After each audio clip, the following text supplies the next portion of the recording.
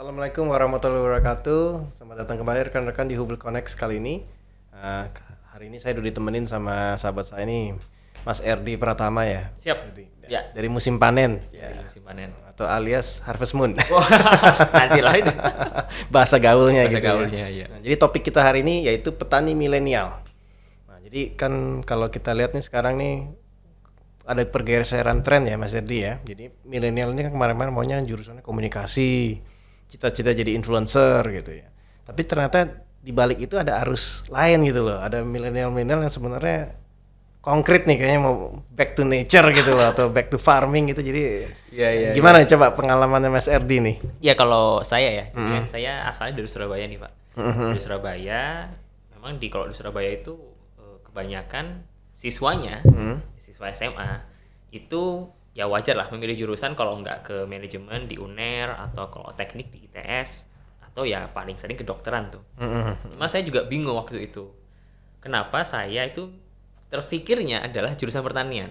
Terus saya bingung tuh, loh teman-teman tuh maunya kedokteran, teknik, kok saya nggak ada minat ke sana. Karena main Harvest Moon. Nah, setelah saya coba ingat-ingat, kenapa nih apa yang salah? Padahal keluarga saya nggak ada yang petani tuh. Keluarga saya dari Kalimantan, jadi ya pedagang lah gitu kan. Terus saya ingat-ingat, oh ternyata waktu saya kecil dulu itu sering main namanya game Harvest Moon ya. Mungkin kalau generasi 90-an tahu itu game Harvest Moon. Kalau sekarang saya nggak tahu. Tahunya Farmville kayaknya. Iya, Farmville kalau sekarang. Farmville ya. Kalau dulu Harvest Moon ya main di PS1 itu. Nah, saya sering main itu dan ternyata permainan itu membawa saya ketika SMA itu terinspirasi untuk masuk ke jurusan pertanian. Itu kisah singkatnya seperti itu, Pak. Dan akhirnya saya berhasil masuk ke salah satu kampus pertanian ya di IPB di Bogor, begitu ceritanya. Jurusan apa di IPB-nya Mas? Agribisnis. Oh, agribisnis. Kalau dari keluarga gimana? Apa oke gitu atau? Oh, kalau keluarga alhamdulillah sih ikut-ikut aja nih. Apa maunya saya ya diikutin aja gitu. Mendukung banget. Mendukung. Tapi di keluarganya ada background nggak sebenarnya di Kalimantannya? Nggak ada background pertanian dalam arti benar petani itu sama sekali nggak ada. Jadi pertama di keluarga nih. Mungkin begitu, Iya, mungkin. iya. Nah, terus tantangannya apa ketika maksudnya anak Surabaya, kota besar, terus belajar pertanian kan? Ya itu memang tantangannya kan waktu masuk kampus ya sambil belajar di sana itu memang di sana beberapa background lah teman-teman di sana. Ada yang memang backgroundnya memang mau belajar pertanian seperti saya, tapi juga ada teman-teman yang memang keluarga petani tuh, keluarga petani yang ingin melanjutkan pertaniannya atau mengembangkan lebih lanjut. Tantangannya adalah waktu itu saya pikirnya adalah pertanian seperti Harvest Moon. Punya lahan gitu kan, kemudian kita bisa mengelola. Ternyata nggak sesederhana itu tuh. Tantangannya lebih besar. Kalau di Harvest Moon kan di game itu ya kita dalam satu desa gitu ya. Ternyata kalau di bisnis pertanian, kalau kita ingin berkembang, itu nggak bisa tuh kita fokus pada satu lokasi atau satu tempat. Tapi kita harus mungkin kira-kira membangun atau masuk ke ekosistemnya atau rantai pasoknya masing-masing. Dan itulah yang saya pelajari ketika mahasiswa dulu. Nggak ada di Harvest Moon soalnya. Nggak ada itu, nggak ada di Harvest Moon. Lanjutannya jadinya nih. Iya, lanjutannya gitu sih. Nah, jadi kalau musim panen itu sendiri apa Mas? Jadi kalau boleh kita dengar backgroundnya nih. Nah, kalau musim panen kita awalnya itu bergerak sebagai ya mungkin ibaratnya kontraktor kali ya. Jadi kalau developer kan lihat tanah maunya jadi rumah ya atau aset bangunan lah. Tapi kita pinginnya jadi kebun. Itu kita mulai sekitar tahun 2018. Tapi seiring berjalannya waktu kita mulai menemukan fokus nih. Kita fokus memilih di tanaman-tanaman atsiri atau rempah-rempah. Nah, akhirnya alhamdulillah berjalan seperti sekarang. Jadi kita musim panen. Jadi kalau orang-orang tuh umumnya memanggil kita musim panen nih, Pak.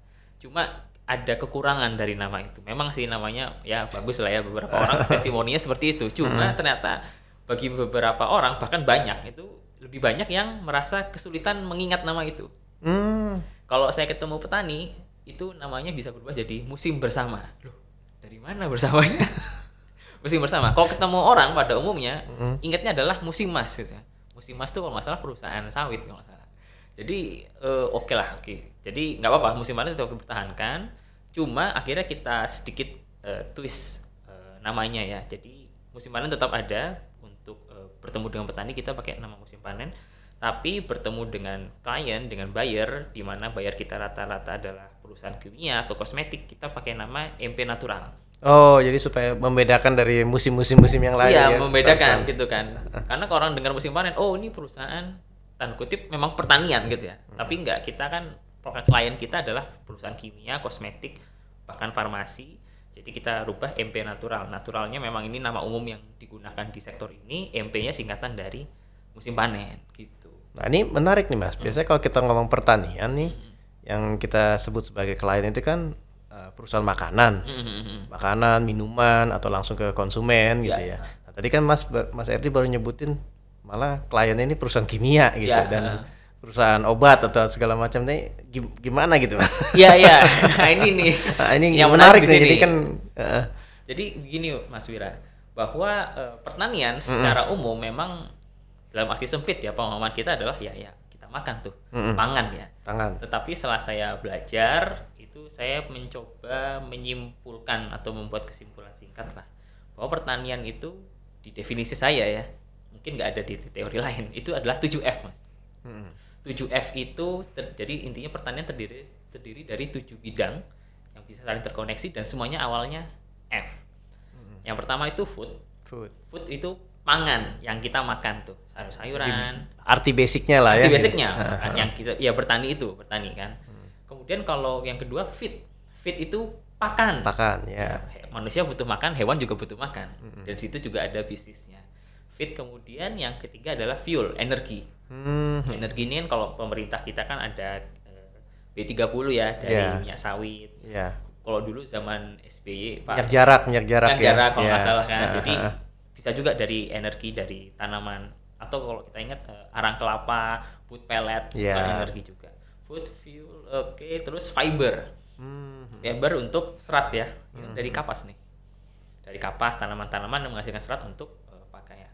Fiber, kemudian yang kelima dan 6 itu flavor and fragrance.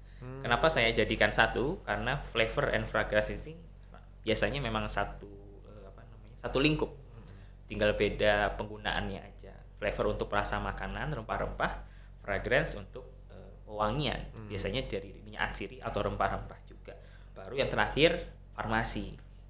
Kalau kita ingat waktu zaman Covid yang sebelum ini kan jahe merah sempat naik. Karena kan memang ada dari berita kan, jahe merah bisa meningkatkan imunitas. Nah, itulah salah satu kenapa pertanian juga bisa untuk obat-obatan ya, herbal seperti itu. Jadi saya memandang pertanian itu 7F tadi Mas. Jadi lebih holistik ya memandangnya. Dan ini kan menarik juga, jadi kayak tadi ngomong soal atsiri ya. Jadi kan mungkin teman-teman nih bingung atsiri itu apa. Jadi kan itu kalau bahasa Inggrisnya, bahasa gaulnya essential oils ya. Gitu. Nah, jadi kan mungkin bisa dijelaskan nggak Mas? Maksudnya kan selama ini kan kita juga banyak yang pakai parfum dari luar negeri atau obat-obatan dari luar negeri, tapi kita sebenarnya nggak sadar bahwa memang Indonesia ini salah satu penghasil terbesar ya essential oils ya. Benar Mas. Coba ini Mak, pengalamannya gimana Mas nih jadi? Indonesia memang salah satu penghasil essential oil dan terbesar dan terdiverse lah, karena kan memang kekayaan kita banyak. Tapi yang masuk atsiri itu atau kategori komersial itu baru sekitar 40 kalau nggak salah ya. Kalau nggak salah, saya nggak ingat, saya agak lupa juga, sekitar 40 jenis. Tapi dari 40 jenis itu hanya sekitar 5 yang diperdagangkan atau diproduksi secara masif skala komersial di level petani, baik itu petani, produsen ataupun si pabrik pengolahnya. Jadi sebenarnya sih kurang lebih hanya 5 atau mungkin 6 jenis minyak atsiri di Indonesia yang diserap banyak oleh pasar. Yang lain juga ada, cuma masih minim lah seperti itu. Jadi itu memang karena kegunaan yang terbatas buat yang lain, atau memang karena memang kita belum ada lead bank atau fokus untuk pengembangannya gitu? Kalau berdasar pengalaman saya belum ada lead bank atau penelitian ya yang fokus untuk mengembangkan jenis-jenis lainnya. Karena yang 5 ini yang saya sebutkan, misalnya cengkeh, serai wangi, nilam, pala, akar wangi, itu memang sudah lama, ini tanaman lama yang sejak mungkin ya kalau kita sebut zaman VOC sudah dikembangkan. Udah jadi komoditas perdagangan. Komoditas memang gitu ya. Perdagangan, dan ya udah kita tinggal melanjutkan pengolahannya seperti itu. Sementara yang lain-lain ini belum ada sih setahu saya lead bank yang fokus untuk yang menggunakan itu untuk turunan apa begitu. Emang biaya lead banknya itu berat ya Mas? Kalau boleh nanya nih, artinya sebagai susah nggak sih sebenarnya lead bank untuk kayak pertanian ini? Artinya misalnya kita ambil di Atsiri aja deh, misalnya kita ada di luar yang 5 tadi ada beberapa mungkin kalau kita mau melakukan lead bank terhadap salah satunya gitu sebenarnya berat nggak sih biayanya itu Mas? Atau Kalau dari biaya, anggaplah kita bisa mengusahakannya nih. Ya, Cuma kembali lagi pasarnya siapa gitu kan. Pasarnya siapa dan ini bisa untuk apa. Itu yang menurut saya selalu agak sulit diketemukan ya.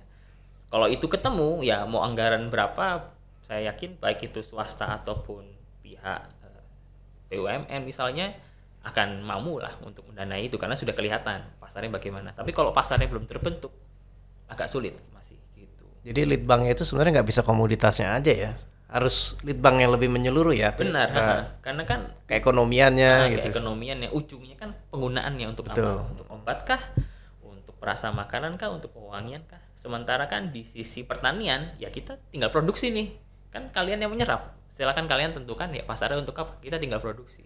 Nah, itu tuh yang belum ketemu nih di pasarnya ini untuk minyak-minyak yang lain untuk apa gitu. Atau belum seberapa luas sih gitu. Jadi memang pertanian ini memang lead banknya harus berdiri sendiri ya Mas ya. Berarti memang harus ada ekosistem kaitannya dengan lead bank pemasaran atau product development di istilahnya di marketing Benar. produk itu sendiri ya. Jadinya sebenarnya harus ada sinergi gitu ya. Benar, harus ada sinergi. Nah, kalau kompetisinya nih gimana nih secara global? Apakah Indonesia ini ada saingan gitu yang berat atau? Iya, kalau kita bicara mie atsiri atau rempah-rempah, mungkin yang paling berat itu India ya. Kenapa? Karena tapi kalau kita bicara masing-masing negara punya ini sendiri, mie atsiri atau rempahnya masing-masing. Tapi kenapa India? Karena komoditasnya kurang lebih mirip.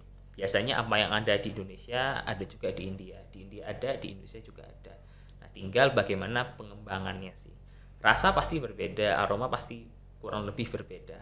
Nah, jadi tinggal penggunaannya dan tentunya pemasarannya Dan harga mungkin. dan harga juga. Nah, gitu. kalau harga nih gimana nih? Bisa nggak kita punya competitive advantage nih terhadap India dalam soal harga misalnya gitu? Di beberapa komoditas kita punya competitive advantage. Misal kita sebutkan cengkeh ya.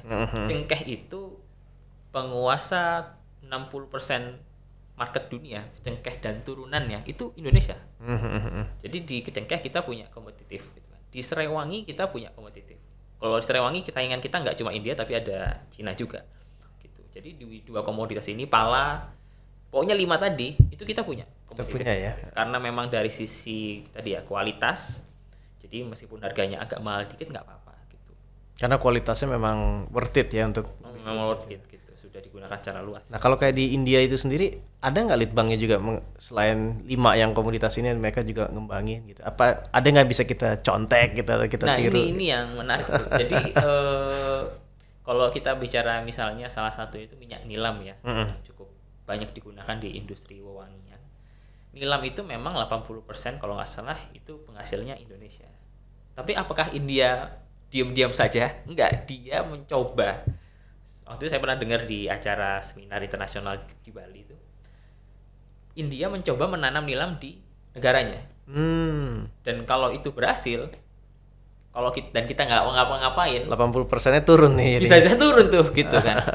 Karena dia pasti berusaha mencapai keekonomian tadi. Betul. Gimana caranya? Ya mungkin kualitasnya mirip, lebih rendah nggak apa-apa, tapi harganya bersaing. Nah itu menurut saya makanya kenapa India saingan terbesar sih, karena dia akan mencoba berbagai cara tuh untuk bersaing dengan kita. Nah, kalau selama ini lead bank di kita ini ujung tombaknya siapa Mas Herdi? Apa memang petani itu sendiri atau memang ada dari pemerintah atau memang swasta sendiri memang inisiatif gitu? Ada 2 ya. Yang pertama memang dari swasta, perusahaan-perusahaan kimia di sini, sama yang kedua adalah memang dari milik pemerintahan.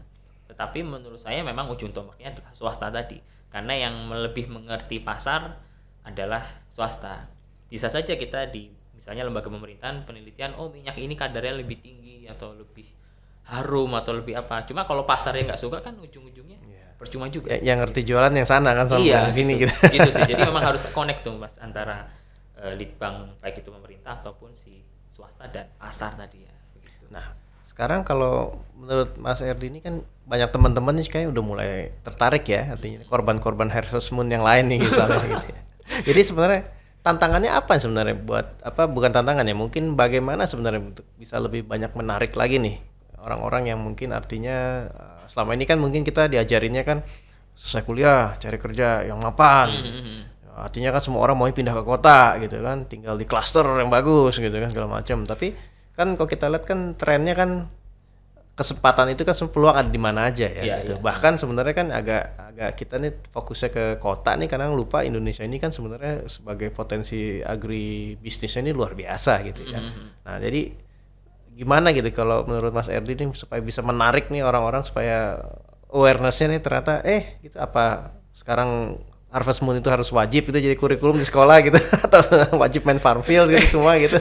Iya. Enggak, memang tapi pemikiran tadi enggak salah juga karena kan kita faktanya adalah peluang itu yang terlihat bercahaya adalah di kota tuh dibanding misalnya di daerah-daerah lain.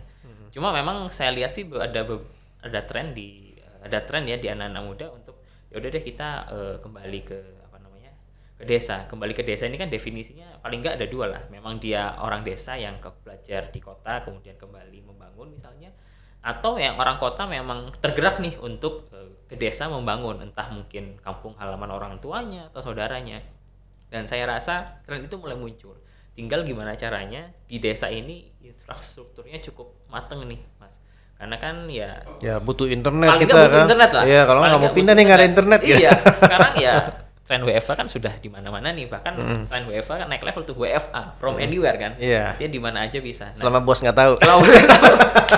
Itu di mana aja gitu kan. Nah, asal infrastruktur paling nggak internet lah itu cukupi. Saya rasa tren itu akan ya sedikit-sedikit bergeser tuh. Karena lama-lama juga jenuh juga kan di kota. Gitu sih, ini pandangan saya ya. Jadi peluang itu ada ya Peluang sebenarnya. itu ada. Tinggal awareness dan juga harus dimudahkan aja gitu ya. Harus dimudahkan. Emang bahkan kalau perlu insentif tuh, Mas. Wah. Yang mau kembali ke desa dapat apa? Insentif apa? Udah mulai serius nih kalau bicara insentif nih. Topik sudah mulai mendalam ini kalau udah ngomong insentif. Iya.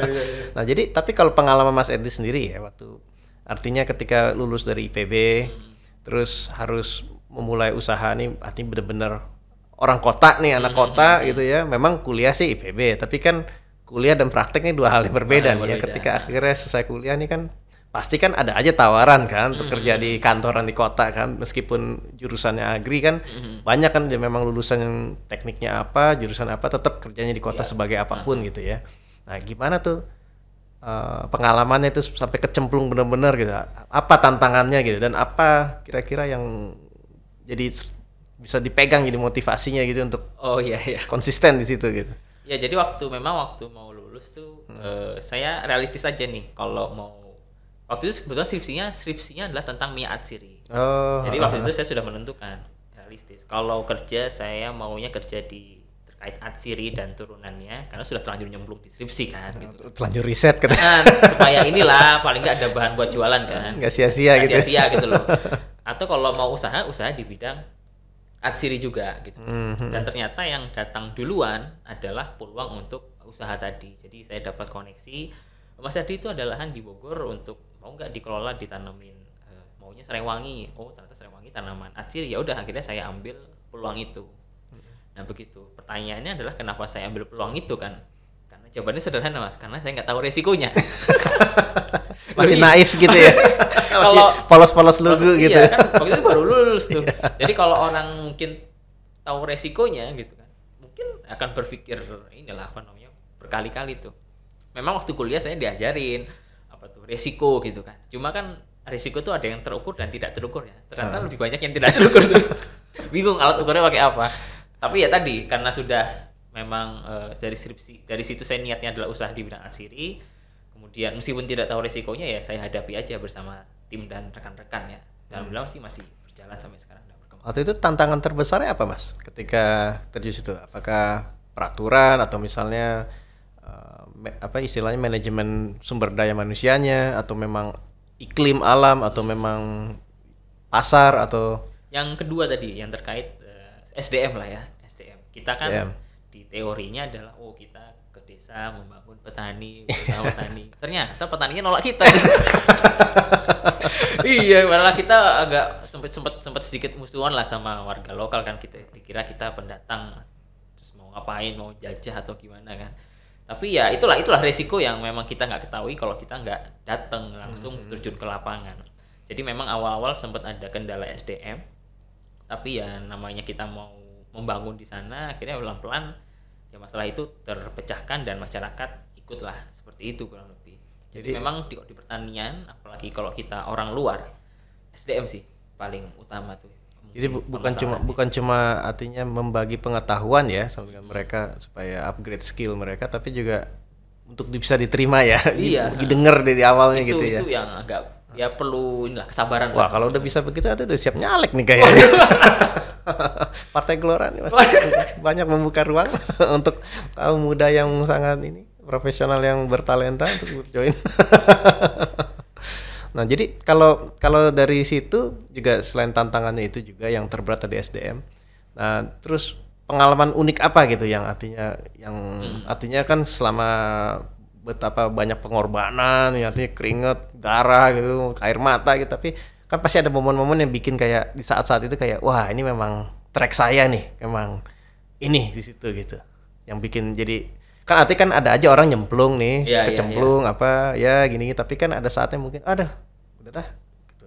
Tapi kan nyemplung terus teguh terus damai dengan pilihan itu gitu, dengan kecemplungnya itu. Nah, ada nggak momen-momen itu gitu? Ada momen itu. Itu mungkin momennya awal 2020 tuh Mas. Awal 2020 saya sempat hampir nyerah tuh.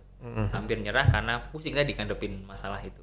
Mau nyerah, terus saya bilang sama tim saya, "Mas, saya ini ya izin sambil kerja gitu kan." Ya teman tim saya dukung-dukung aja gitu kan, sambil cari pengalaman.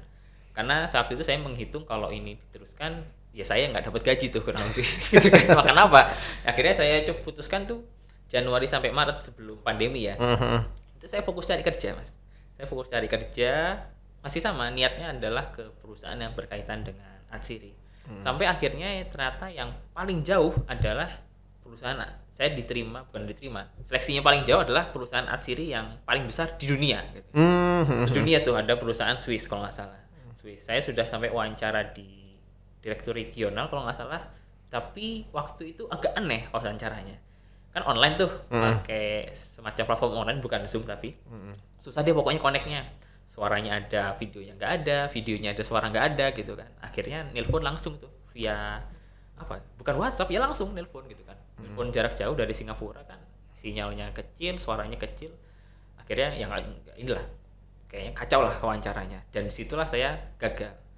Dan disitu saya berpikir oh ya udah nih berarti emang nggak didukung nih buat saya kerja. Ya udah akhirnya setelah bulan Maret saya fokus lagi membangun tuh, dan alhamdulillah langsung berkembang lagi sih. Padahal cukup berat ya pas pandemi itu kan, artinya kan ada banyak pembatasan, udah gitu ngirim barangnya susah. Sempat susah Mas, susah.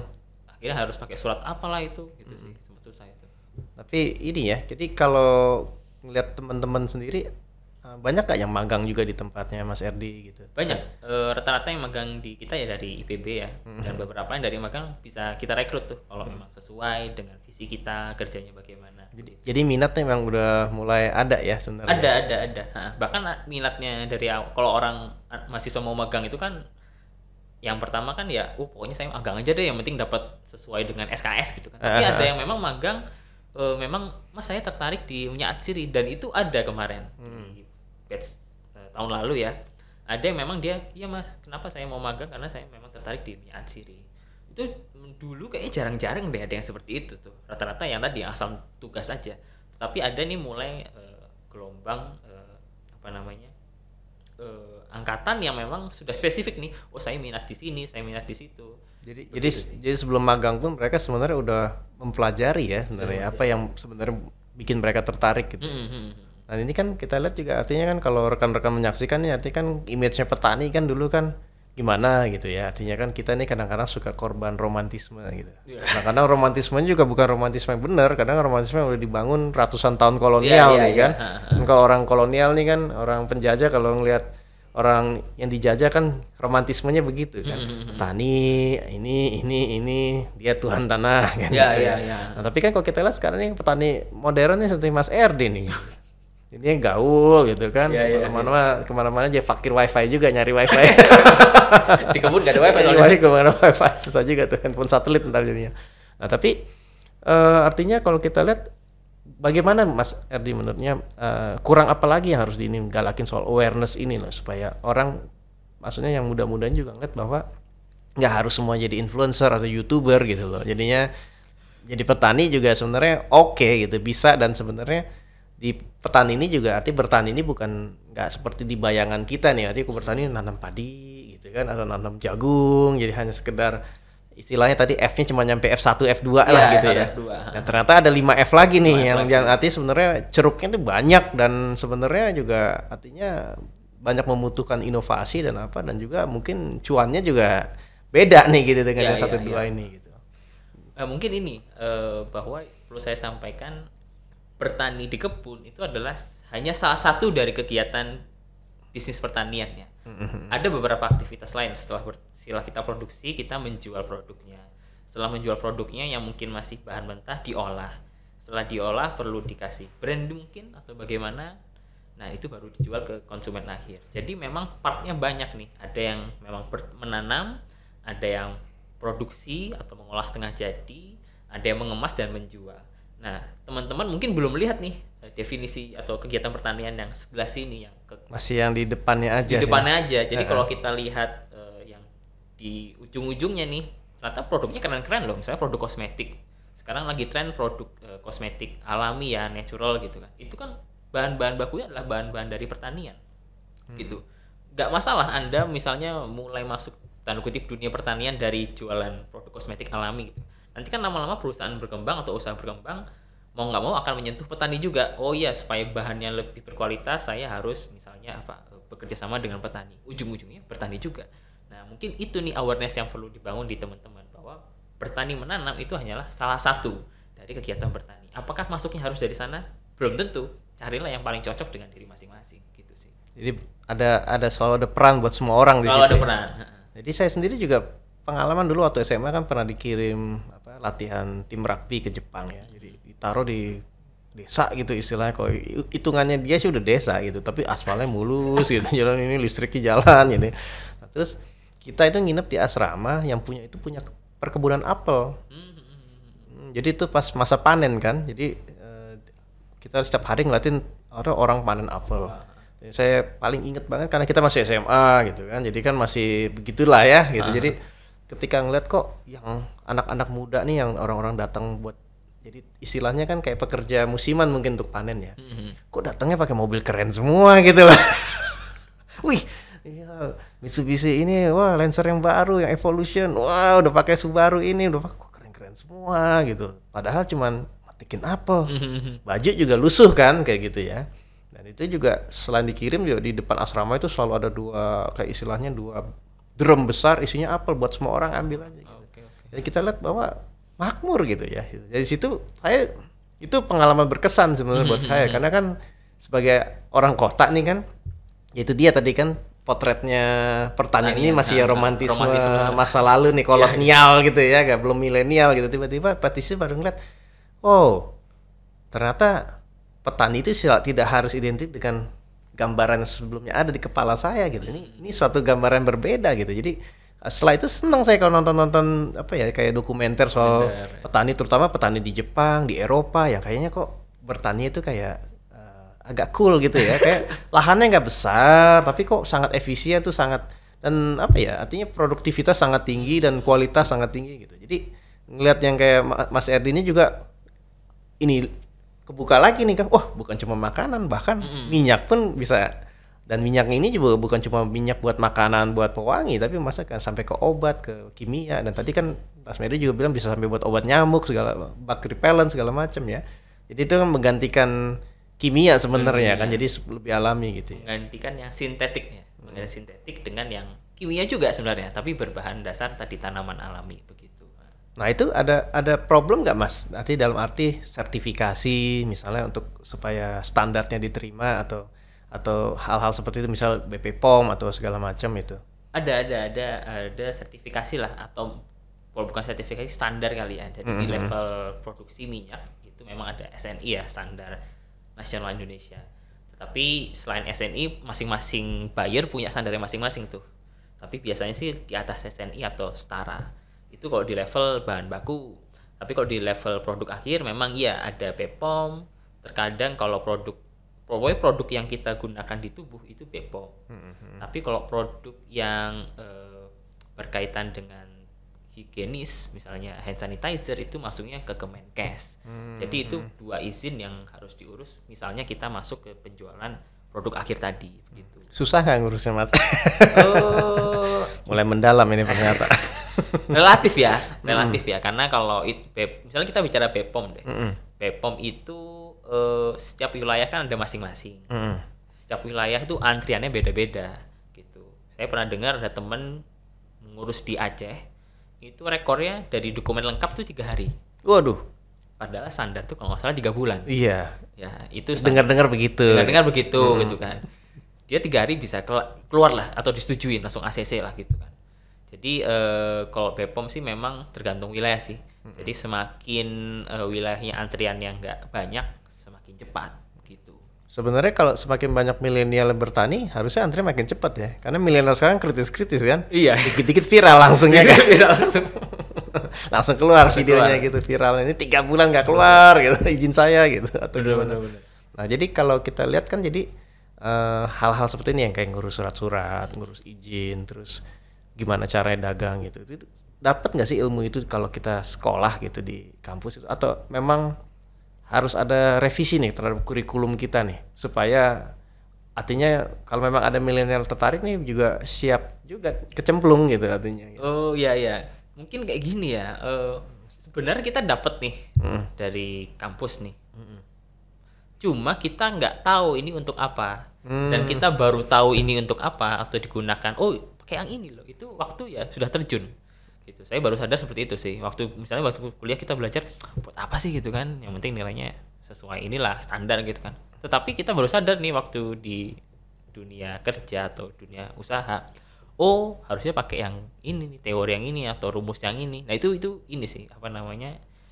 Menurut saya individunya harus sadar nih bahwa ketika kita sudah masuk usaha, coba deh lihat yang kita pelajari dulu di kampus. Jangan-jangan itu yang bisa menolong pekerjaan kita. Kurang lebih sih seperti itu. Saya yakin sebenarnya sudah ada, cuma kita aja yang nggak sadar gitu. Apa itu mungkin karena nggak sadar itu karena mungkin kurang magangnya atau kurang praktek kerjanya atau? Mungkin itu ya kurang magang. Jadi memang dilema sih. Kalau dulu saya kan KKN ya di desa tadi seperti Mas Bila sampaikan. Maka ada skill dengan. KKN, tapi kalau KKN nggak bisa apa namanya dulu nggak bisa magang artinya jadi bukan milih bahkan harus KKN gitu magang itu buat jurusan lain gitu magang di perusahaan tapi kalau nggak salah sih saya sekarang lebih fleksibel deh kayaknya kurang komplit ya berarti ya harus kalau, KKN juga magang juga kalau harusnya salah satu aja saya rasa kurang komplit tuh kalau magang memang ini dapat koneksi kemudian misalnya dapat tahu nih oh ilmu ini untuk ini tapi kalau nggak KKN ya tadi mungkin kurang bisa bermasyarakat. Kalau KKN aja ya sama tadi kekurangannya adalah kita nggak tahu nih apa namanya di lingkup kerja dia nanti ini dipakai untuk apa gitu sih. Harus komplit sih dua-duanya menurut saya. Dan jadi sebenarnya nggak serem-serem amat ya kecemplung di sini ya Mas ya. Nggak serem-serem amat. Ya mungkin udah terbiasa juga kali ya. Nggak serem. Jadi buat teman-teman yang artinya memang kerjanya misalnya ya kan nggak semua orang kerja di kantor tuh happy ya mungkin ada panggilan lain atau mungkin ya kan ada juga banyak teman-teman kita nih di Jakarta kota-kota besar pindah ke kota yang lebih kecil karena merasa lebih enak nggak ada macet nggak ada apa ini sebenarnya kan suatu alternatif ya bahwa di pertanian ini ya nggak harus jadi petani di kebunnya jadi banyak turunannya untuk arti mendukung industri ini ya gitu. Iya benar jadi beberapa kawan partner kita memang ada yang bukan petani tapi dia pekerja kantoran yang ingin bertani gitu kan dan dia selalu bilang bahwa iya mas ini untuk persiapan tadi misalnya untuk pensiun atau usaha sampingan tapi pada intinya sih saya dapat pesannya bahwa mereka ingin nih membangun industri pertanian gitu sih saya mulai mendapatkan sih ada semangat itu dari meskipun yang awalnya bukan background pertanian gitu. Seru sih mas jadi kalau dengerin ini artinya kita bisa optimis juga sebenarnya artinya ke depan ini artinya ada potensi yang sangat besar nih ketika orang Indonesia udah mulai artinya lepas dari gambaran romantisme yang kolonial ini mulai ke suatu apa ya punya pandangan yang lebih objektif gitu ya. Benar. Dan jadi kalau mungkin Mas Erdi punya pesan buat kawan-kawan yang belum kecemplung nih atau yang baru kecemplung atau yang sedang udah kecemplung tapi lagi menyesal atau lagi galau gitu. Iya mungkin kalau pesannya sih ya banyak sabar ya karena kan pertanian itu tanamannya aja perlu waktu deh untuk tumbuh gitu kan. Apalagi diri kita. Jadi kalau yang pertanian sih harus banyak sabar, tetapi yakinlah bahwa yang kita tanam ini nggak cuma dampaknya ke kita loh, ke ekosistem, ke lingkungan dalam arti ya memang lingkungannya itu yang kita nggak tahu kan. Setiap kita nanam sesuatu ada apa namanya hewan-hewan, ada serangga-serangga yang ikut hidup di sana, itu yang mungkin nggak kita tahu, tetapi siapa tahu itu nanti membantu kita di akhir nanti, begitu sih. Jadi gambarnya harus ini ya, luas gitu jadinya. Jangan berdiri di manjat pohon biar kelihatan hutannya gitu. Benar. Nah, itu jadi buat bacalek-bacalek yang mungkin bingung gitu ya, bisa kursus mungkin sama Mas Erdi bagaimana mendekati masyarakat, sabar, melihat big picture. Nah, terima kasih nih Mas Erdi nih. Jadi saya terima kasih waktunya udah jauh-jauh dari Bogor, udah datang, dan juga nih artinya suatu kita harap sih lebih banyak diskusi lagi soal ini agribisnis ini ya. Karena kan kita ngeliat kan bukan cuma sekedar bertaninya, tapi kan ini kan suatu comparative advantage sebenarnya buat Indonesia yang artinya kedepannya kalau Indonesia mau besar ya harus kuat di pertanian kan. Itu nggak terhindarkan ya. Kan orang suka lupa loh Mas Edi bahwa orang ingatnya kalau Amerika itu kuat militernya aja gitu. Padahal pertaniannya kuat ya. Padahal kan itu salah satu negara yang agrikulturnya pertanian itu terkuat di dunia itu kan. Berasnya, jagungnya segala macam itu yang orang suka lupa gitu di sini. Iya. Dan kenapa Rusia itu susah kan kadang-kadang ya karena pertaniannya nggak sekuat Amerika kan. Ya mungkin terima kasih ya Mas Edi sekali lagi nih. Jadi jangan kapok-kapok. Oh iya Mas Yura. Nanti kita akan ya mungkin bisa diskusi lebih lanjut lagi mungkin dengan kawan-kawan yang lain. Nah, sekali lagi terima kasih, dan untuk rekan-rekan yang menyaksikan jangan lupa ya subscribe ke Gelora TV, dan juga kalau mau follow ke Musim Panen nanti ada linknya di bawah ini. Terima kasih Mas Erdi. Terima kasih Mas Yura. Ya, jumpa lagi. Ya.